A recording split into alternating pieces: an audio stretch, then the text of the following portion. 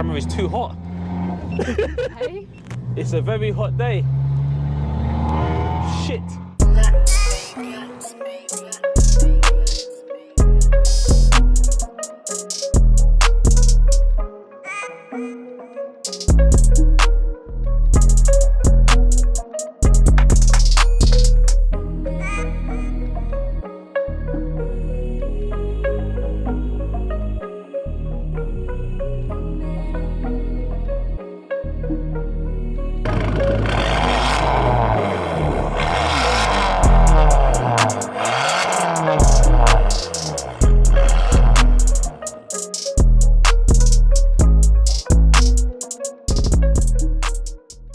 Lorenza, welcome to the channel. Thanks for coming down. No worries. And congratulations for being the first female on the channel. Oh, thank you. You've come down today with the Abarth, Yeah. the Bumblebee.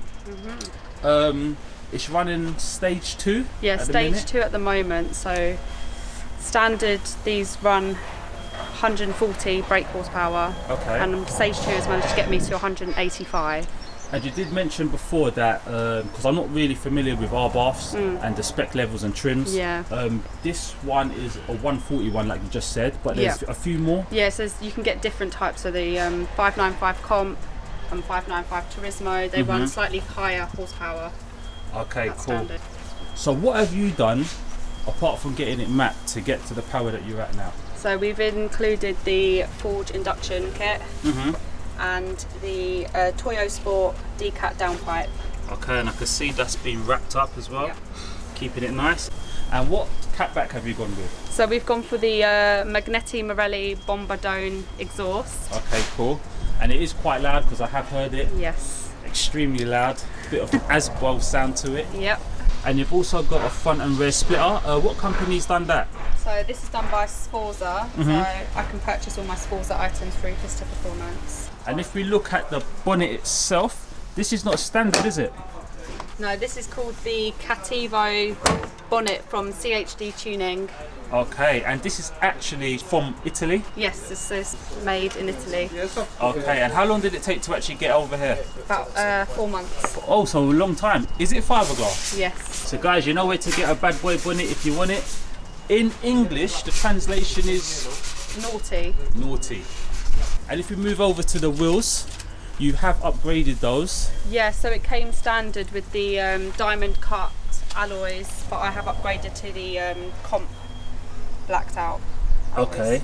Yeah, these look quite nice. They're actually 17-inch wrapped in Pirelli Yeah. P0 Neros. What do you think of the tyres?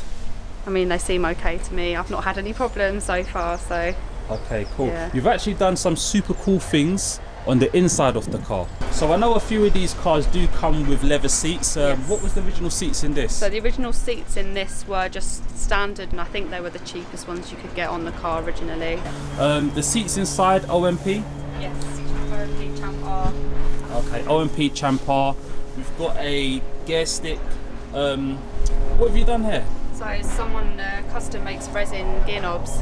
Okay. So I just thought it matched the car quite No, it nicely. looks quite It's a bit nice of a actually. It's a bit of personal special touch on the yeah. inside, yeah. So yeah, I like that. Yeah. Apart from that, everything on the Everything dash. else on the dash is standard, yeah. Okay. We've also got some Team Heco or Heco, depending on how you pronounce it, wind deflectors. But here's the real treats. Is the rear. We've got a K brace or a bath Yeah. brace, and you've also got rear seat delete done. Yes, yeah. Talk to us about the rear seat delete. So took the rear seats out, and it looked originally quite a bit of a mess. So I've gone for a custom rear seat delete. A girl online has managed to make me custom to the colour I like. Okay. Bit of storage in there as well. Just keeps it nice and clean and tidy, I think. Yeah, no, that looks quite nice. So you're actually running harnesses, not the standard seat belts. Yeah, again, RMP harnesses. Okay, cool. I mean, how do you find the seat? Is it quite comfy? I personally find it quite comfortable. It sort of like really sort of hugs you as you're Okay. driving. Should we head out? Let's go for it. Let's go.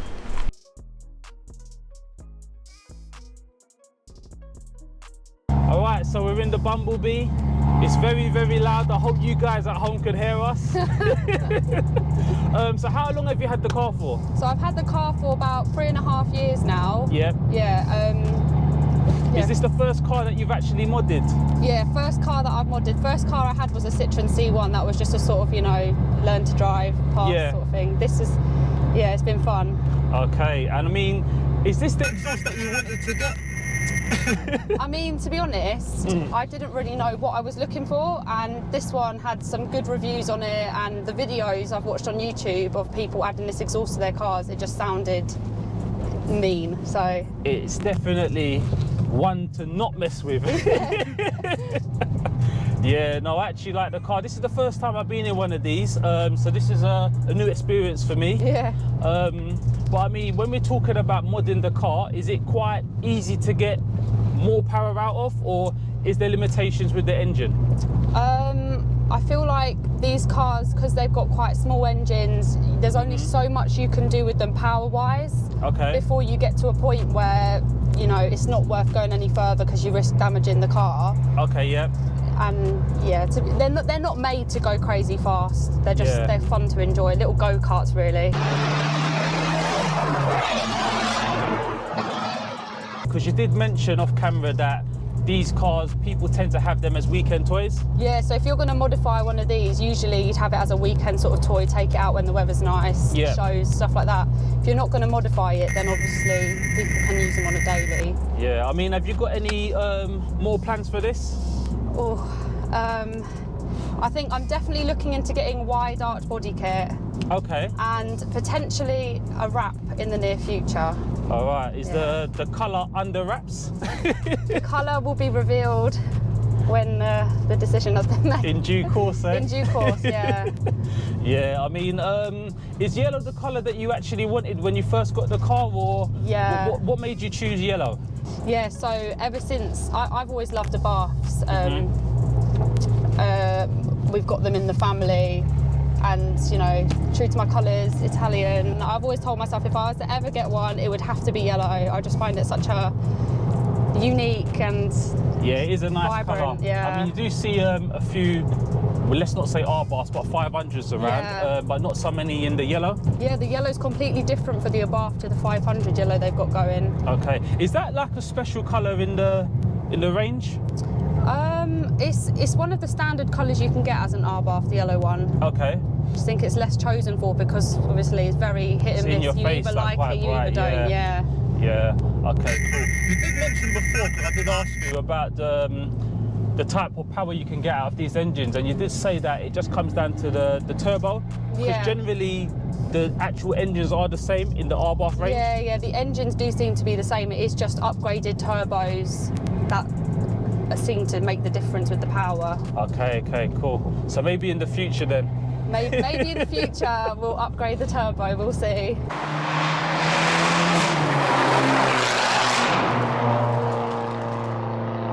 So we didn't mention, you actually got the car mapped by SANSpeed. Yeah. They're based in Bexley Heath. Yeah. So talk us a bit through your experience with SANSpeed. So I had to get stage 2 to support the decat downpipe, so I went straight to stage 2. I mean, I put the decat on and I didn't have it mapped for a while whilst I was waiting, and so it made a massive difference. All right, so you put the downpipe on the same time as the cutback?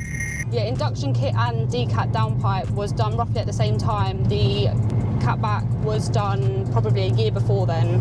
Oh, right, okay, cool. Yeah, the standard sound of these cars is brilliant, but I wanted something a bit more, so I added the exhaust to it and I loved it. And I think I kind of got used to the sound of it and I wanted it even louder. To be honest, we're getting a lot of sound from the engine bay, which is really nice.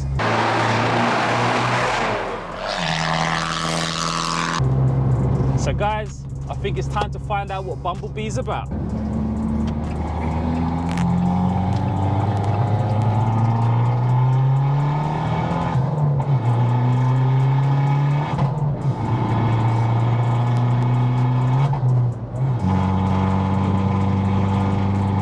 To be honest, I think this would be a nice daily to have. Yeah. Bar the noise. Bar the noise, yeah. Bar the noise. I agree. I think, you're doing the right thing, having it as a weekend toy. Yeah. And guys, I do hope you guys can hear because it is crazy loud.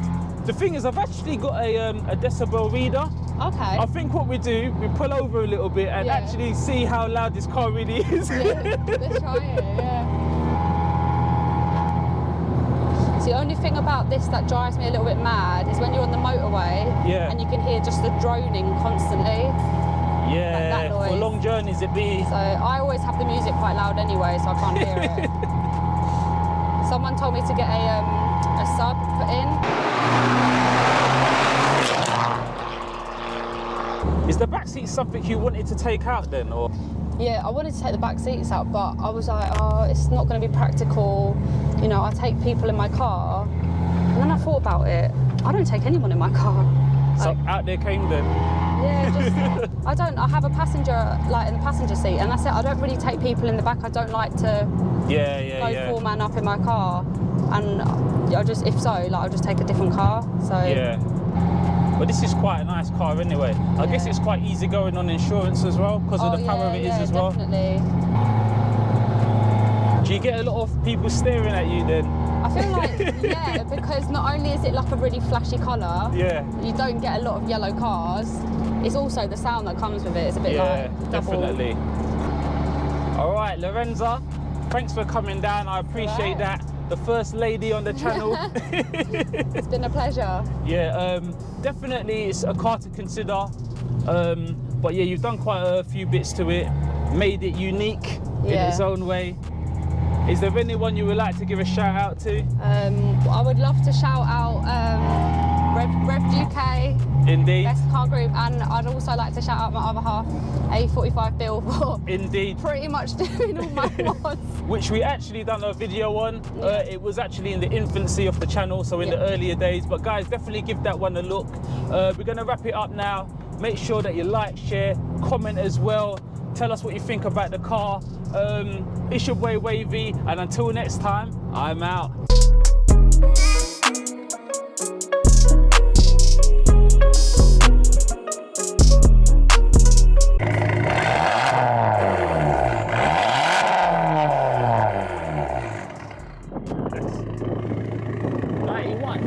This is quite cool, you know. Yeah, it's not bad. Look, you got digital dash basically. Yeah. Display. Yeah. So you reckon this is a keeper for you then? Or? Yeah, for sure. Like something, the car I've always wanted in Abarth, and I don't have any plans of like swapping it in for anything else. And there's still bits I want to do to it. I'm not finished with it. I've had it 3.5 years, and I can't see myself being finished with it for another few years. And then obviously I'll upgrade something maybe a bit bigger, because it's quite small. This is quite nice. The thing is though, with the Abarth, I do find that people consider it to be like a girly car. Yeah, that's what I've had so many guys message me saying. I had one last night actually. He messaged me and deleted the message before I could reply. He was like, I absolutely love your car. I'm really thinking of getting one, but I'm worried what people are going to think. Yeah, that's it, because it's always, you've got that stigma attached to it. But all the other guys who have Abarths, who are in Rev'd, because there's a couple, are all blokes. So it's like, what's going on there? I know, and I'm in a couple of Abarth groups, and it's the blokes that modify their cars. It's not really the girls. The girls might have them standard, put a few stickers on them and stuff.